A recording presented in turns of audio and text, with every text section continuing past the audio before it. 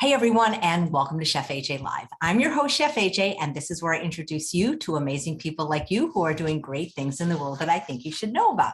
Well, today we continue with the Plant-Based Experts Down Under Week, and my guest is Joel Craddock. Please welcome him to the show. It's very nice to meet you.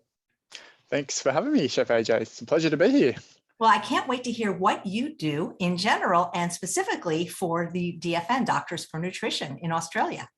Yeah, what I do specifically, work-wise, or yeah, sure, absolutely. And how you found out about plant-based nutrition in the first place. Okay, all right, let's start with that. Plant-based nutrition. So it was about 10 years ago, actually. I was on my way to a fun run. I think it was a half marathon.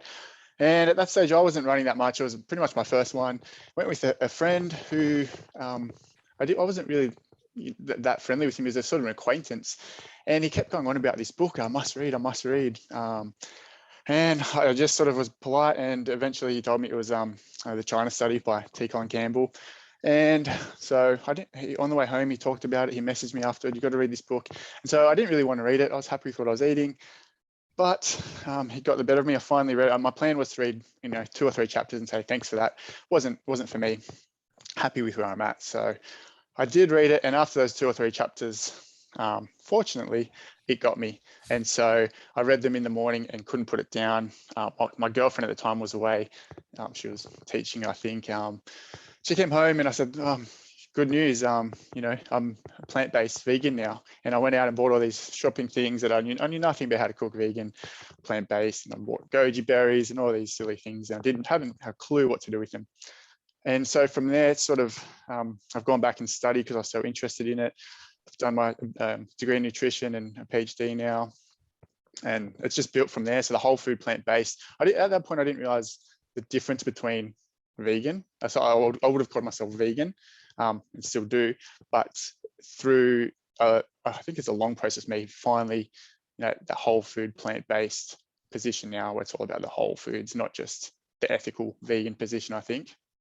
How long ago did your friend recommend you read this book?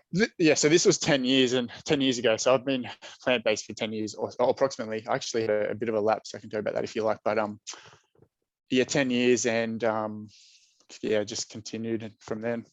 Were you I was wondering if you were already a clinical dietitian when you read the book. No. So this little story is so important, at least from my perspective, because that changed my life trajectory in a big way. Because I didn't, I was a meathead, chicken and basically daily, and broccoli. That's if I was lucky. So it was huge, and that sent me down going back to restudy and basically learning ever since. And my PhD was on plant-based nutrition and exercise. So yeah, I lost contact with him and messaged him about a year ago and thanked him because it was such a life-changing experience for me. I was wondering if he was still in your life, because he must be very impressed with what you've done with this. I don't know if he knows. It was just I struggled to contact him. He's not on Facebook. He's not on any social medias, and I had to go through a friend of a friend and a friend and found him. And unfortunately, he's not following a plant-based diet anymore. But I thanked him, and that's sort of it. That is funny that he recommended it to you and he didn't stick with it. It's interesting how the China study is often the first point of entry for people in the medical field. Yes, definitely. Well, at the time, I wasn't in the medical field really, but that's sent me down that path big time. I wasn't scared of the density of it. So that is fantastic. So you're a clinical dietitian, and now is that similar to a registered dietitian that we have in the United States? Yes, it's exactly the same as a registered dietitian. And so the clinically means I used to work in a hospital in a clinical setting, but I don't do that anymore. I found it actually really disheartening working in the hospital system for a couple of reasons. Firstly, because there's not, well, at least where I worked, and I think it's changing now, but this was probably 5 years ago. So not much support around you. The doctors don't really care about nutrition that much. I felt very tokenistic to be there. But secondly, you get told to go to the patients. So most often they do not care about nutrition, and then they don't want to change. They want to get the pill that will fix them. And so I also felt undervalued from a clinical perspective. And I thought that my knowledge and service could be better utilized somewhere else. So that's actually when I went to do my PhD. That's sort of my story. I felt undervalued and decided, well, I want to learn more. So there's still a lot to learn about plant-based nutrition. let's go back and learn more. And I started a private practice actually. Oh, wow, that's interesting. I'm curious, what is your PhD in? It's in, that's a big question. Do you want me to unpack it for you? I can give you a one sentence. I can give. Does it have anything to do with nutrition? Yes, yeah. So I'll unpack it for you. So the short answer I give in a sentence, it's on vegetarian-based eating, which encompasses whole food, plant-based, vegan, the whole array of diets, and inflammation and exercise. So that's my one sentence response, but I'll unpack it for you. So a good PhD generally tells a story, sort of trains you to be a researcher. So I started out with a hypothesis that perhaps a plant-based diet could modulate, especially endurance activity, for a few reasons. So to test this hypothesis, actually, and there's a nice paper that's out by Dr. Neil Barnard, sort of summarized what I was thinking when I started my PhD back in 2016 about reasons why a plant-based diet might facilitate improved endurance performance. I can go into that if you like, but anyway, I had this hypothesis that this plant-based diet might help performance. So the first thing I did was a big online survey, and we got almost 1,000 respondents who were following self-reported vegetarian-based dietary pattern, and asked them a bunch of questions. It was 52 questions. Asked them about their supplement use, why they chose this way of eating, how they ate, how much activity they did, and also embedded with that research was a 24-hour dietary recall. So I got lots of data on actual nutrient intake in this group. Then I moved on to, I can talk about the findings there, but then I moved on to doing a meta-analysis and literature review to actually find out, I had a hypothesis that people following a plant-based diet could improve their inflammation and immune function. So I did a literature review and meta-analysis where I pulled all the data, and lo and behold, we did find that, and that's published. And we showed that a marker, C-reactive protein, was reduced in the people who ate vegetarian-based diets. So it was a good finding. And from there, I thought, well, perhaps this will flow on and have an exercise-related effect. So I went into the lab and got two groups of vegetarian-based and non-vegetarian-based, and sort of tested that all out and assessed some physiology. That sounds really interesting. So you actually did these people live there for a while and you fed them? No, I wish. So doing a PhD, funding is scarce, if any. So I was lucky I got a little funding, but that was basically just to look at some bloods, to actually look at their inflammatory markers and their some basic blood analysis. And yeah, that's all I could really do. I would have loved to do an intervention study where we got to feed them, but then again, some of the changes can take several weeks or months, so the cost comes up, and if it's only a short period of time, then you might not find much. So these were habitual vegetarian-based people for a year or more.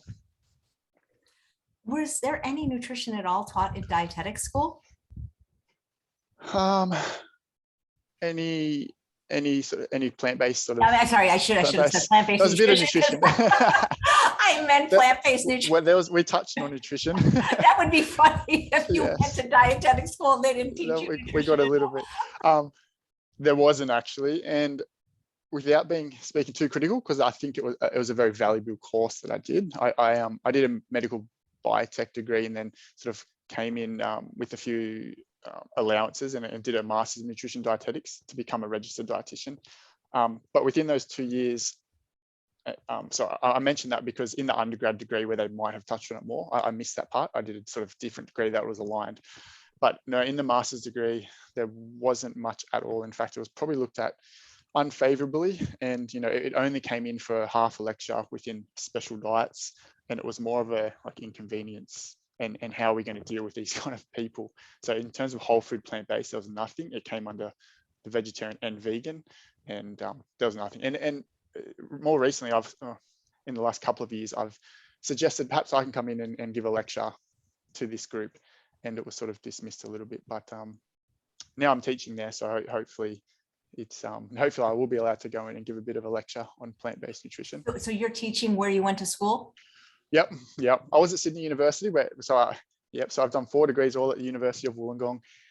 I went to Sydney for a little bit, and now I'm back at Wollongong again. I can't leave there. There's a vortex sucking me in, and now I'm teaching there. Yeah, nutrition.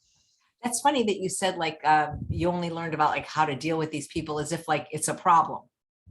It was. That's how it came across, and it was very frustrating. But I couldn't do much. And as a student, you put your hand up and you can suggest someone read an article, but that's about all you can do. You don't have much influence or power to do anything about it.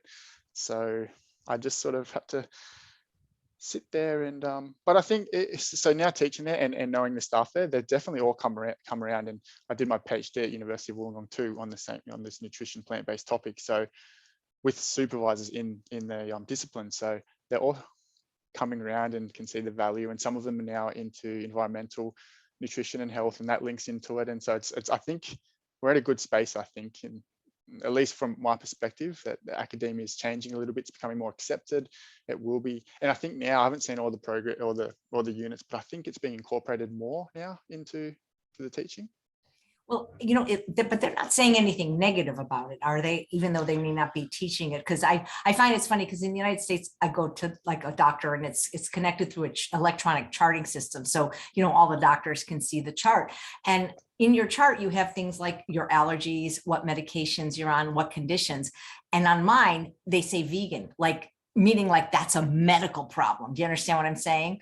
And so I'm curious if they treated you like that, like any of your professors, like there's, because it is so not. Yes. Yeah. So I went through a while ago now. It's not that long ago, but I think a lot's changed in the last 5-10 years. So when I went through, it was like that, but I also kept fairly quiet and passive about it at that stage. But I know what you mean. So working in the hospital, we had a meeting about a certain patient had been in a motor vehicle accident, and they got fairly beaten up. And so the lead doctor said, "Joel, now this person, they're actually vegan." It was like, and everyone's sort of like, "Oh, do you better have a special chat to them about their nutrition? Like would be any different for anyone?" So yeah, it's still a thing. It's a bit weird and a bit taboo and things, but I definitely feel there's a change. That's fantastic. When you worked in the hospital, Joel, were plant-based meals an option for patients? Not even necessarily that the patients wanted them, but could a vegan or a whole food plant-based eater find something to eat at the hospital? So I've worked in private and public. It differs a little bit and again, I haven't been in there for a little bit, for a couple of years, but in public, they could specify vegan, and it was a pre-packaged meal. It was I don't know, it was okay, I suppose. It was far from whole food plant-based, far from healing, and the private system was, I suppose, fairly similar. It was still seen as a bit of a nuisance, to be honest, from the nutrition perspective. I wouldn't call it nourishing food by any means at all. So as far as you know, are there any other clinical dietitians in Australia that are whole food plant-based? Yes, Doctors for Nutrition. The whole team there is whole food plant-based, and I might be biased because I am affiliated with Doctors for Nutrition, but through them I'm seeing more and more, and I feel like even at the University of Wollongong, I think from doing my PhD, it attracted another student wanting to do a PhD in plant-based nutrition. So yeah, I think it's, and I think you can see them on social media. They're becoming more prevalent, more prominent, and I think people are becoming more receptive to eating this way. Yeah. Yeah, that's fantastic. Well, in addition to being a clinical dietitian in the whole food plant-based world, you're also quite an athlete, I hear. Well, I suppose so. Yes, yeah, like I mentioned, it started about 10 years ago, and my first fun run was, I think it was a half marathon, and since then I got into triathlon, and then some charity ultra endurance events, and some cycling ones as well. So yeah, the most recent one I did, and probably the last one, I didn't really mean to happen, but it sort of became a world record. So yeah, that was the most elevation gained in 24 hours on a bike. Wait, so you were going uphill somewhere? Was, but I sort of, I'll tell you the story. Because of COVID, there was no cycling races on.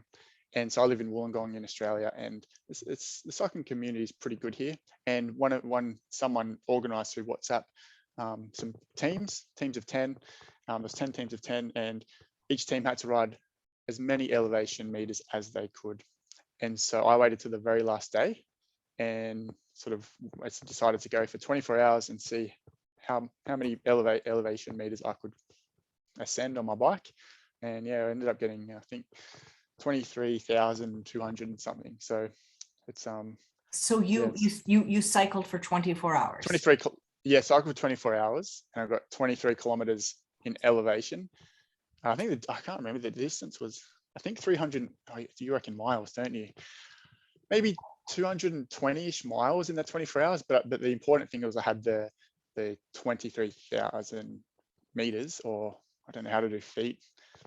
Yeah, it was a considerable amount of elevation in that 24 hours. So yeah, it was a challenge, all right. And it was raining the whole time, and I didn't tell anyone I was doing it because I was in that team. I didn't want another team to come and try to ride with me, so they got elevation meters. So I was by myself in the rain. It was a grind. It was a grind. That's incredible. I couldn't even stay awake for 24 hours. Well, to be honest, I struggled by myself. So I did it near a hill near my house, and I started at 4 p.m. and I got to about 11 p.m. without any problems. And then that's when I started to hit a wall. And thankfully, I thought, well, maybe I'll have a coffee. And I had a coffee, and that turned everything around. I found my legs and found some motivation, and went out and continued. You're allowed to get off the bike if you want and stop and. Well, I wasn't, like I said, I wasn't officially going for a world record. It wasn't like I'd planned it for 6 months and I was hell bent on getting this world record as my life goal or anything. It's just sort of happened through that teams. I really wanted to challenge myself. So yeah, you could stop for breaks if I wanted to. It was just, I came back to my house and I had this huge table of food, and just dabbled at that throughout the 24 hours. Wow, but no sleeping. No sleeping. No. Wow. I'm sure you saw the movie Game Changers. Yes, very, very good, very good.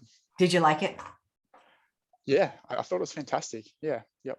And I suppose, not a criticism, but I think that's where the science was at that time. And I think a lot of the claims in there are fantastic, and although they're very health based, there's not a huge amount on or like objective scientific data on exercise and how plant-based diets influence. There's sort of these theories and hypotheses. And so I think even since the Game Changers come out, there's been a few articles published, and that's what my PhD sort of tried to fill in those gaps a little bit. And so I think if it was made now and even a couple of years, it'd be even stronger and even better. Wow. Well, maybe you can make another one. Well, yes, I'm working with David Goldman. He's the chief scientific advisor for the Game Changers at the moment on an interesting study. So maybe, I don't think I'll be involved with it, but he's an absolute genius. Right. You said you're in private practice, and I love the name of your company, Purely Plants. Do you work with people in person? Do you work with them on Zoom? How do you work with them? Yes. This was pre-COVID, so it was all in person, really. And the idea of it was to, especially in our area, there wasn't at the time anyone who would specialize in plant-based eating. So coming from the hospital system where I felt undervalued, I thought, well, maybe my knowledge in plant-based eating is probably more suited to, a private practice where I can, because it would have been interesting if I was prescribing plant-based diets sort of in the hospital system. I'm pretty sure I would have got a slap on the wrist and not following protocol. So I was a bit worried about that. Private practice in my own one called Purely Plants. It was Purely Plants. You had more, you could do what you want, really, as long as you're following the principles of good nutrition, which I did. And so I was my office was actually in the university, which was nice. So I got a lot of students through Purely Plants. It's very interesting. The first patient I ever had, and this links back to what I said at the start about the difference between vegan and whole food plant-based. This student, I'll never forget it because I was just flabbergasted. she came in and she said she was feeling tired and a bit unwell. I said, oh, no problems. Why don't, what are you eating? And she said, for breakfast, I have toast with Nuttalex, which is a vegan, margarine sort of thing. I said, okay, what else? For lunch, I have a toasty with vegan cheese. So it's bread, butter. What else? They've got new vegan donuts here at the shop. Oh, okay, very good. And dinner was a pasta or 2-minute noodles. And I just couldn't believe it, because this is my first patient I ever had. And I was just, oh my goodness. And then because it's purely plants and people knew that I had a, sort of plant direction, I suppose. I could ask them why they followed a plant-based diet or vegetarian, or is it vegan or whole food plant-based. And this girl was purely ethical vegan. So she didn't really care, health was not a focus for her. And so I said, well, looking at what you're eating, it's not very wide reaching in terms of the food groups. And, so why don't you might be tired. Let's get some blood tests. And we've got blood tests, and her iron was super low. Like maybe super low. So, well, this is the problem. And this is how you eat whole food plant-based, and you need a shift from, yes, it's good to be an ethical vegan for many reasons, but you also need to look after yourself and your health. And so and this wasn't uncommon. It was super common in the practice. And I also found what I thought was interesting, that probably almost half the people who came in would see me because they were trying to lose weight, which is standard for a dietitian. But interestingly, in purely plants, the other half came in because they couldn't put on weight, and those ones are these sort of ones eating, I suppose, a bit better, but just not enough. Whole food plant-based, it's not very energy dense, right? So it was interesting. Not many dietitians, I don't think, in Australia would have that problem where their patients can't put on weight, or struggle to, or needed some advice or guidance or something. So yeah, I find that interesting. Yeah, that's interesting. Are most of the patients that seek you out, are they already vegan or plant-based, or are they interested in becoming it, or do you just work with anyone? Pretty much all of the above. But the website was pretty clear that anyone's welcome, but the advice that I'm going to suggest will be plant-based. Right, because it's purely plants. It's not purely plants. It's not mostly plants, right? Dabbling in plants, or no, it was, yeah. So yeah, those people who are vegetarian looking to go whole food plant-based or vegan, or people trying to refine their diet. Or sometimes athletes came in and trying to really optimize their eating. Or it was an array of people who just seen a movie like The Game Changers, or any of the movies that are out there now, and they've watched those documentaries and it struck a chord, but they're a bit worried about it. They want to see a dietitian. So yeah, that was the clientele or patients. So you said many people came to you to lose weight. Is obesity a big problem in Australia? Yes. Not as bad as it is in America. I don't know the stats at the moment, but I know a couple of years ago, I'm pretty sure Australia had I think it was third or maybe fourth highest rates of obesity. So definitely, yeah, I'm not sure what it is in the last couple of years. So yeah, the plant-based eating could help with that. I'm very confident. So when you have someone wanting to lose weight, you just kind of teach them the principles of calorie density? Yeah. And I've got a nice graph that I show them, which I use in my lectures, and yeah, and then it blows their mind when they see. But you probably plants. Do, instead of calories per pound, you have a different measurement, calories per liter, per gram. Yeah, exactly. Yep. And it's just a really simplified graph, and it doesn't really do it justice, because there's a picture of vegetables, and they differ. Like broccoli is different to potato to peas and things. But yeah, and then they just, I didn't realize this. And a lot of athletes who I saw, they also didn't realize this. And a lot of athletes who came in had problems not eating enough. And I showed them this graph. But they, if they were cyclists, they went plant-based because they saw something like The Game Changers, and they didn't realize they had to eat so much volume because there's less energy in it, right? So a lot of them their performance went down a little bit initially because they just weren't eating enough. So that was yeah, the sort of biggest, as soon as an athlete came, especially if they were endurance based, or even power, that was a major problem for them because they weren't eating enough. And so we looked at it and said, well, you got to eat almost double this because there's not as much energy now. You got to fuel the body. That's why it works so great for weight loss, especially, you know, if somebody's avoiding, you know, oil. It's totally so energy dense. And yeah, the oil one was very, again, it blew people's mind when you show them the graph and, you know, here's all the foods and here's oil. It's got this much energy, and like, whoa, I didn't realize that. So yeah, always, I think, you know, my advice was always try, if they're trying to lose weight, to you know, cut out oil. But I was always, I felt that it was fine meeting the patient where they're at with how far they're going to go, because I think eliminating oil is a big step for a lot of people. So always recommended that, but you know, sort of met them halfway and tried to build on that as we went. Yeah, I find that if people eat in restaurants, it's very challenging, but for somebody cooking at home, it's not always as difficult when you explain it to them, because I think a lot of people think that it's just not possible to cook without oil, but it completely is.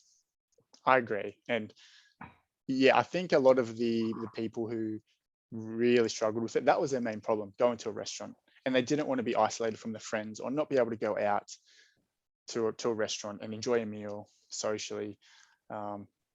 So that, yeah, and you know, some patients say, look, that sounds like a good idea, but I can't give it up when I go out for dinner. Well, you know, that's you do you. If that's going to mean you're, you know, following a whole food plant-based diet for the majority of your intake, and if you go out on a Saturday night and enjoy, you know, a bit of oil, try to, you know, I just would give them suggestions on less oil, but you know, if that's where they're at and that's what they can do, fantastic. And as the diet becomes more you know, more familiar, then we could perhaps work on things and strategize a little bit more. Yeah, absolutely. I mean, I find that, you know, at least in the United States, many of the people that I work with, for the first time ever since the pandemic began, they were able to lose weight. And the only change was they stopped eating at restaurants. Yeah, totally. And because there's so much sodium and oil in there, it's just probably sugar. So yeah, it's just a little thing, right? But the amount of energy in oil, yeah, It's doesn't take much. 40 times as much as vegetables. It's my, I mean, I used to be obese, almost 200 pounds. And when I learned about calorie density, it was like a game changer. It was like, I mean, I can eat this much. Yeah, what do you mean? This much, you know, it's like, yeah, sign me up for a nutrient dense, calorically dilute eating, because I think it's fantastic. And it tastes good. Yeah, that's the thing. Well, speaking of taste, you know, one of the things almost every guest on the show gets asked, what do you eat? What do you eat for a day? And I imagine, do you still cycle as much as you used to? Well, unfortunately, right now, no. So I've actually put on a little bit of weight, unfortunately. So it's actually I don't know if you've seen on the news, but Australia, we're having the last 2 weeks, it basically hasn't stopped raining. There's floods throughout the eastern coast. It's crazy. So no, I haven't been out, and it's not helping my motivation. No, so I don't eat much. You know, I'm probably eating as much as I was eating, but I'm putting on a little bit of weight. So you want me to run through what I eat in a day? I'd love to know what you eat. And do you cook for yourself? So I've got sometimes. I've got 3 kids. So I've got a 1-year-old. We're actually going through a hard stage at the moment. I've got a 1-year-old, a 4-year-old, and a 6-year-old, and my wife. So she usually does the cooking.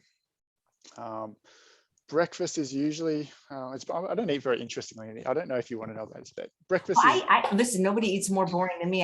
I've been eating the same thing for lunch every day for over 10 years, sweet potatoes and broccoli, because I like it. Yeah, I'm not too far off. It's so breakfast will be porridge, like what we would call oatmeal, maybe. Yeah, just simple oatmeal. I put dates in there to sweeten it up a little bit. The boys like it to have a little bit of date syrup in there, which is just blended dates, really. They're very boring. Sometimes most often we put cheese seeds or hemp seeds in there. Lunch, to be honest, like you said, peas and potatoes, probably what I go, broccoli as well. That's I sprinkle some lentils. It's so super boring. It's nutritional yeast. I sprinkle that on there. Boring, but that's what I do. That would be my ideal dinner too. probably the meal that I sort of go to would be a spaghetti bolognese, lentil bolognese, not spaghetti. So in there, there's onion, carrot, zucchini, lentils for the mince. That's sort of the main go. Sometimes we have to blend it up for the kids, so they won't eat their vegetables. But if we blend it up, they'll eat it also. Sometimes we put broccoli in there. So all the veggies, just doesn't matter what it is really. We put it in there. We put so many lentils in there and tinned tomatoes that they can't really taste. They don't even know they're eating vegetables. So that's our go-to. That's what we call the stealth approach. The stealth approach, yes, yeah. That's some people have actually said that's not right to do. That but I think, I think it's great because as long as they like it and will eat it, how would it hurt them? To have vegetables. I agree, and I think yes, if you put all those vegetables on a plate in front of them in a whole plate, and then the food item is whole, yes, fantastic, and they eat it. But my kids won't, and we have a problem. Well, I think it's a problem with nanas and treating our kids because that's a problem in every culture and every country. Grandparents can be great saboteurs. And it's yes, because taste is adaptive, as I'm sure you know. And when they have something, processed and really sweet or really salty, and then you try to get them to eat that broccoli, they're not going to want it. They put up a stink. So we definitely try the stealth approach, and that's what works for us. I think the stealth approach is good, even if you know it. I'll do it to myself, just because it's a great way to get more vegetables in, Yeah, and I agree. Yeah, but I know people. There'll be people out there who will disagree with that, and the purists out there will say, well, it's better to eat the whole food, and it is, and then you chew, and I get that, and but it's better to eat it than not to have it. 100%. Yeah. Were your kids born plant eaters? Yep. I wouldn't call them whole food plant-based, but they're definitely all. So it's interesting. My 6-year-old now, he's had a hard age. He's come home and he's doesn't want to be vegan anymore. Just in the last few days, actually. So it's hard for me at the moment. How would he know that? Because he went. Well, for instance, yesterday he went to watch the football, and there was no vegan foods at the football. The base, I'm sure it's similar. I don't know what you go watch the baseball or something there, and you go to the shop and what's there, and there's nothing there, and his cousins are eating whatever they're eating. So he got upset about that, but he's missing out on someone's birthday at school, and they might bring in a cake or something, and he misses out on the cake.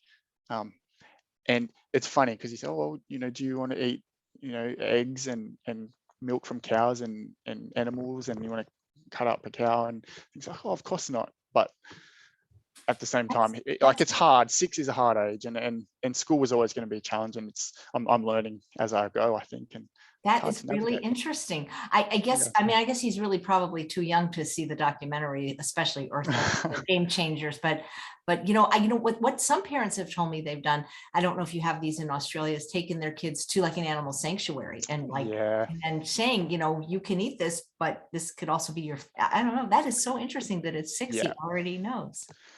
Yeah, he we've got like books and V's for veganism, and we've read in books, and he gets it, but he's just conflicted. I think it's a hard time. I think being 6 and your friends getting, why don't I get the cake? Why don't I get this? Why don't I get that?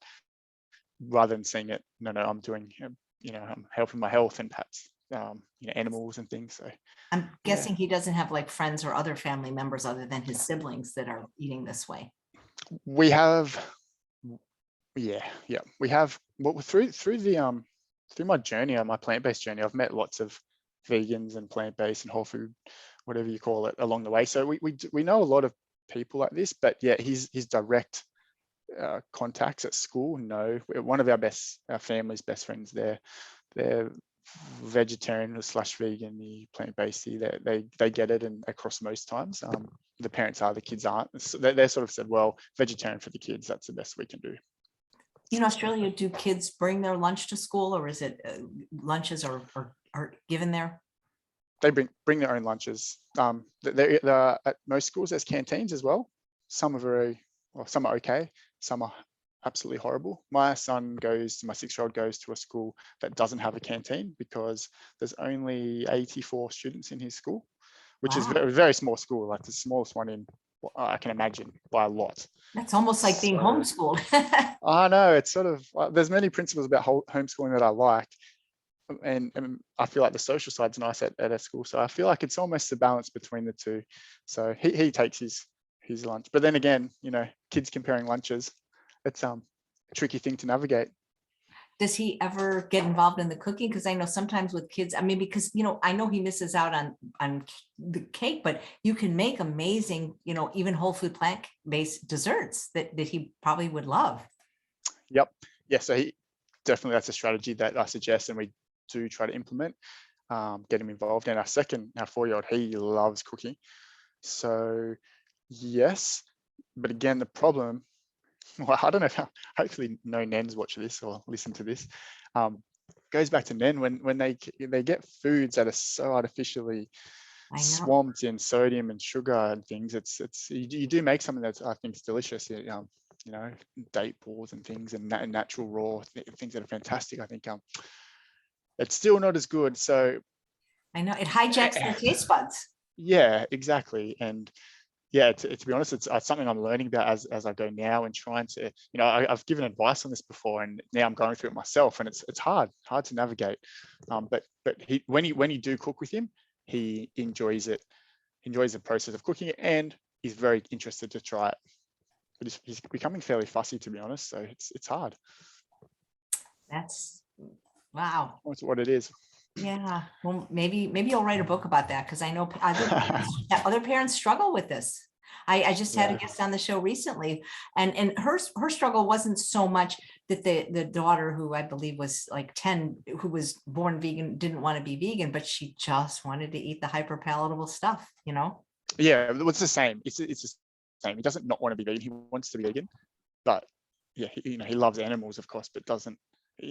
Yeah, I feel like we need to go to the sanctuary, or we need to show him earthlings or something. But yeah. It's a darn pleasure trap, and it affects everybody, even youngins. Yeah.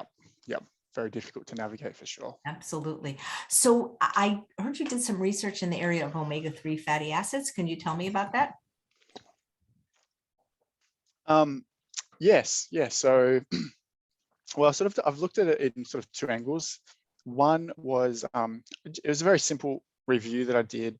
Just do algal supplements increase, omega-3. It just seems so simple, but there's supplements out there, and they say they do it, but no one's actually tested it.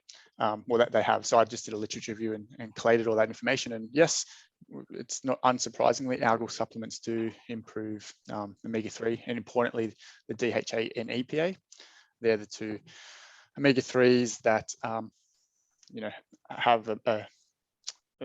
some more of a purpose. That's the ones that are implemented in brain health and eye health and all the cardioprotective health. They're the good ones, the omega-3s that we need to worry about. So that's good. But I actually tested it also in my PhD in the lab study.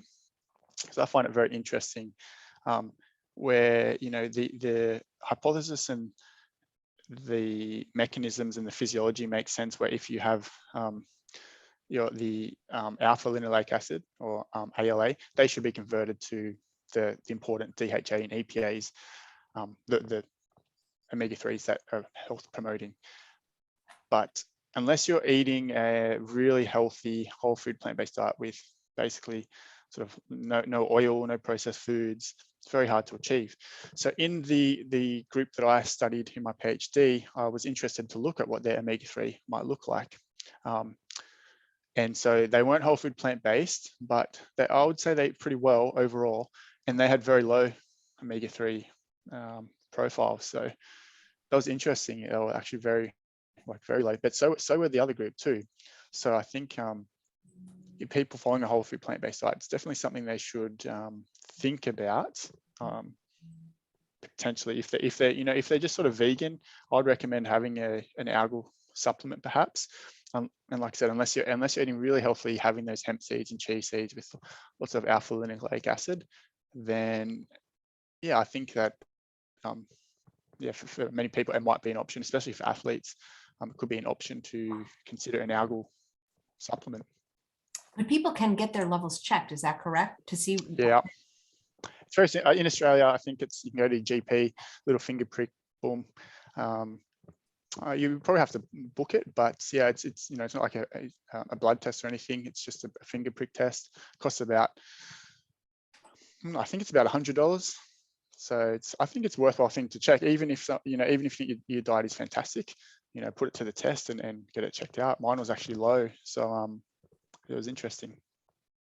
Yeah, because I don't eat nuts or seeds, but I get mine tested every year, and mine is actually That's good. not only normal or high, but I think, like you say, I'm not eating any of the competing omega-6s. So, and I eat lots of greens, and that's why I think I'm able to maintain a high level, but I eat very, very clean. But I see what you mean for people that aren't eating so clean.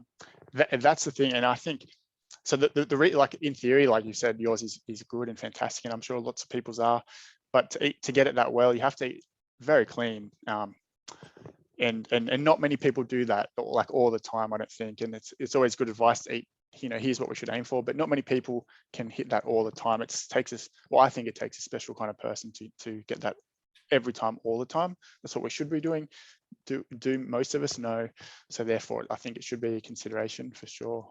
Absolutely. But why not get it tested? Because at least here, Yeah. our insurance will pay for it. And sometimes they Yeah. do it actually as a blood test. It's called the omega-3 fatty acid profile, and they can do it as an actual blood test as part of your, you know, your physical. And most doctors can do it if you ask, So, at least here.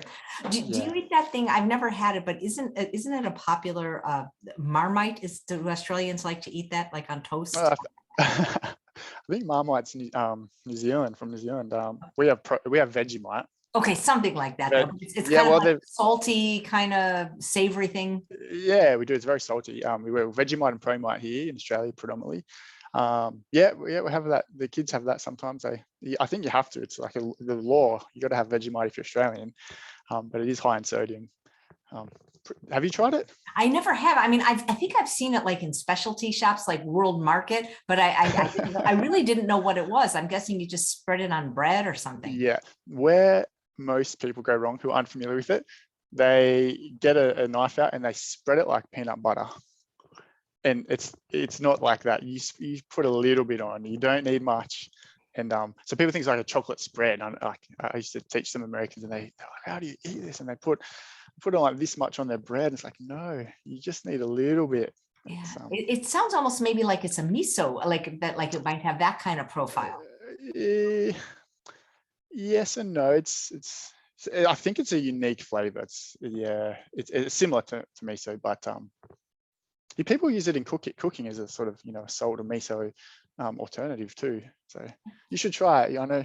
I'll see if I can get that. It sounds Yeah. interesting. I haven't seen, you know, a lot of recipes with it. I'm curious, do you ever work with people on Zoom? And if somebody watching this broadcast today wanted to work with you, are you able to work with people in other countries? Oh, I don't do it anymore, Chef AJ. Oh, I didn't realize that. Yeah, I don't. Yeah, so just when I was about to finish my PhD, I got a job at Sydney Uni as a lecturer and researcher. So that was for 2 years, and I had to stop it because I couldn't keep it up. I'd love to get back into it, but right now I'm not doing any consults. Yeah, but now I'm back at University of Wollongong now, like I mentioned. So, but yeah, with the teaching load and the research load and a few other bits and pieces, I just don't have time. I really love it. It's when I had my first day doing the private practice stuff, my heart was full. It's like when I was actually helping people in a positive way that I knew a bit about it. It was such a nice feeling. But yeah, at the moment I'm not doing it, unfortunately. Oh, well, okay.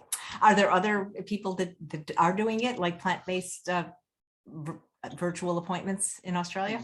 Yes. Pretty much so within Doctors for Nutrition, there's a lead dietitian for each state, and as far as I know, each one of those, apart from me, I'm from New South Wales, is an active dietitian. So you can go on the Doctors for Nutrition website and look into that. There's yeah, I'm not sure if they're whole food plant-based, but there's also, I think it's Vegan Australia has a list of all the practitioners who are at least vegan, and will have a good insight about whole food plant-based eating. So yes, yep. How did you find out about the Doctors for Nutrition, and what do you do for them or with them? Yes, so I think I got contacted at a couple of years back through my research by Helene, who founded it, and Lucy, who founded Doctors for Nutrition. And, you know, we had a bit of a chat for an hour, and they asked if I'd like to come on board as the New South Wales dietitian. And I suppose the description is broad about what we do, but on the advisory panel board. So if a paper comes out and it's a bit controversial, or we all sort of think about it and look at the methodology and may provide some insights into, you know, what the strengths and weaknesses of it, so we can, you know, make an announcement as Doctors for Nutrition organization. So that's what all the board members do. So there was the dietary guidelines in Australia were in the, or sort of, they were about to start rewriting, or they are now, but this was a few years ago. I helped out there in talking to the people who were creating these guidelines about getting more plant-based eating into the Australian dietary guidelines and the reasons for that. We've created resources, we do presentations for GPs. So basically just getting the message out there about whole food plant-based eating, mostly in hospitals, and providing sort of that backbone and evidence and unity, I suppose. You ever think about writing a book on your research? No, but definitely not. My PhD is fresh enough. That'll be published soon. So if anyone wants to look at that, I think you can find it in the University of Wollongong repository thesis website. You can probably go to that. It's not up there yet, but I can imagine in the next month or two it'll be up. But from my PhD, there's lots of publications that have either come out and are available or will be available soon. What is the plant-based scene like in Australia in general, not just with Doctors for Nutrition? Do you have veg fests? Are there a lot of people that like meetup groups, or what's the scene? Yeah, that's a good question, Chef AJ. And I'm probably not the person to ask, because I feel like since I've had kids, all my energy has gone into finishing my PhD, teaching at university, or my family. So I try to avoid social media. I don't try to avoid it. It's just, I feel like it detracts time away from other things for me at the moment. So I don't know I'm not the best person to ask.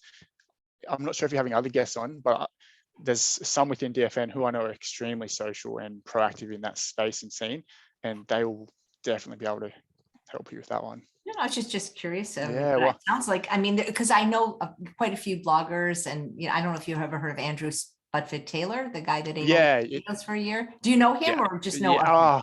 He's very well known within DFN, and he's friends with a lot of the people there. I don't know him. I know who he is, and think it's amazing what he did. But yeah, the thing is, he had no nutritional deficiencies. I mean, that to me is like, he lost 120 pounds, which is fantastic. But when people bash the almighty potato, I get so upset, because he did it for a year and he was in perfect health, and actually in better health. Yes. So within, I don't know if you might know this, but Dr.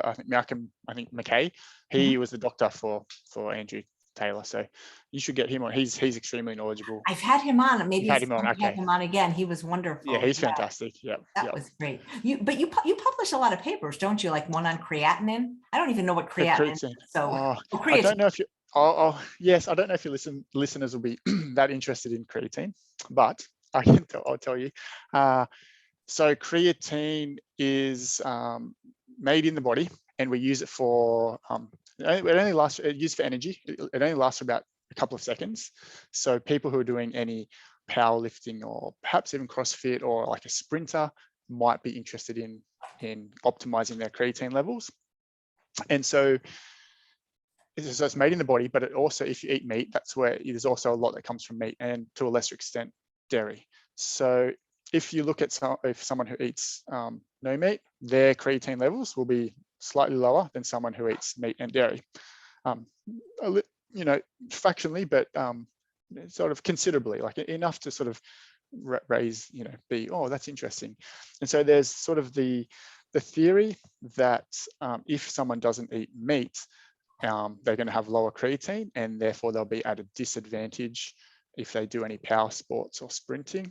And so with David Goldman, we sort of reviewed the literature to assess this question, is that the case? And we found that at the moment, there's no literature to support that. Where the benefits come from creatine is if you actually supplement it. So creatine has been studied extensively, and it definitely improves performance, but equally between people who eat meat and people who don't eat meat.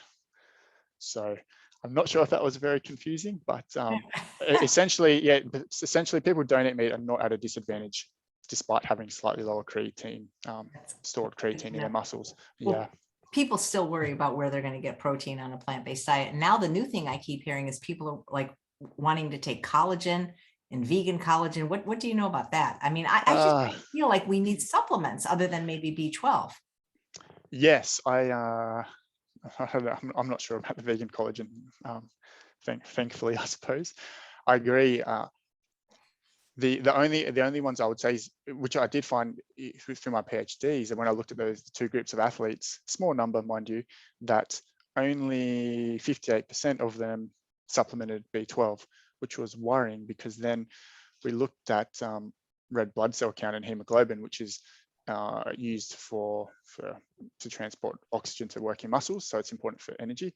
And while they were in clinically normal levels, they were lower, and B12 is related to that. So as an athlete, especially as an endurance athlete, anyone on a whole food plant-based diet, vegan diet, vegetarian diet, should supplement B12, especially if you're considering your performance, because B12 is implicated in red blood cell production. So yep, definitely have to supplement B12. Apart from that, if you're eating very well and clean and across all the food groups, like you mentioned, probably, not much else. Yeah. What practical takeaways could you give somebody that's an avid athlete or exerciser that's following a whole food plant-based diet? I suppose to recap, endurance base especially, you got to increase if you're going from meat eater to plant-based, you've got to increase your plant-based calories. Anyone who's exercising, and that's a challenge at first. I know people, if you've been on the plant-based diet for a while, you realize that you need to eat a lot more. That's probably number one. Make sure your calories are right. Number two, supplement B12. Everyone should supplement B12 no matter what. Do you have a preference between I know there's three kinds: methylcobalamin, cyanocobalamin, and now I think there's a third. I don't like to complicate it. I think just supplement it is that's the key, and get it tested every 6 months or a year, whatever works for you. I don't. I know that people talk about different shelf lives and things and absorption, and we use a sublingual one, but I think just supplement it is a good advice to get in and get it tested. Get yourself tested every year or so. I think maybe take home is everyone's different. Like, I could write what I think is a perfect plan for endurance sports for me, or for a CrossFit or someone, but until you actually test it out, in training, everyone's going to be a bit different. So you can have a general structure, which is fantastic, but then I think through training and practice, perhaps working with a registered dietitian with a knowledge in plant-based nutrition, I think that's the best bet to really optimize your diet for your training or sport. Do you have any presence on social media if people wanted to follow you or find out more about you? Nope, I do not. Well, I used to. This is it, guys. This is it. You'll never see me again. No, I used to. I'll not even say the name. I used to have an Instagram, and it started going really well, and it got like 20,000 followers. And but then, like I said, it just started to detract from other areas of my life, and I decided to get rid of it. If anyone's interested in research, or what my PhD or anything like that, or collaborating in with the research space, or have questions, you can pop my email up, which is jcraddock@uow.edu.au. But no, that's it. Well, that's okay, because I believe DFN has some social media presence if people want to follow them or find out more about the wonderful work that they do. They do. All our profiles are on there, so I think emails are there too, so you can check anyone out there. Yeah. So this record you have for cycling uphill. Is that like pending. a Guinness Book of World Records? Yeah, it'll be, yeah, well, it's not official yet, but it should be a Guinness World Record. Although they have unusual criteria. I heard the other day that someone rode up the steepest hill in the world in the fastest time, but it got denied because there was no driveways on that road or something silly. So you know how Guinness, you can be the person who's juggled hockey sticks while balancing a milk cup on your head upside down and pogo sticking, but someone who does a legitimate record, in my opinion, gets denied. So it should be, I don't know. How could they verify? I'm just curious though, like in your particular case over a 24-hour period, who verified this? Yeah, so no one. I've got the Strava, so I did it all through Strava, so they can check out the file.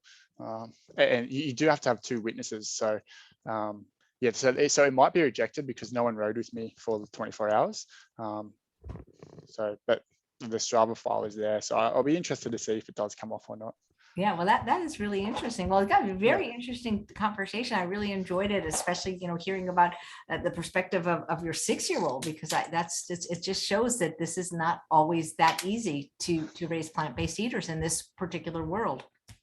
Super hard. Yeah. Thank you. I've enjoyed it too. Yeah, absolutely. Lovely to meet you in person. Oh, sorry. I think it was really fun talking to you. Well, that maybe your 6-year-old will come on the show and we can kind of gently yeah. I'll ask him. I'll be keen. Yeah. I mean, I'm fascinated by kids. I became vegan at 17. I've been vegan for 45 years. And I'm fascinated of kids that are raised that way, because I just think they're just getting, even if he doesn't stay 100%, just that they're getting such a great start. Yeah, and I feel super happy about that so far. I really do. And we always knew there'll probably be a time when he would rebel or make his own choice, and that's fine. And we do the best we can. And yeah, we'll see how we go. I just think it's so cool. Well, thank you so much for raising plant-based eaters, and thanks so much for the work you do and for being plant-based. Well, thanks for having me. It was a great chat. My pleasure. And thanks all of you for watching another episode of Chef AJ Live. Please come back tomorrow for another fabulous guest. Take care, everyone. Bye-bye.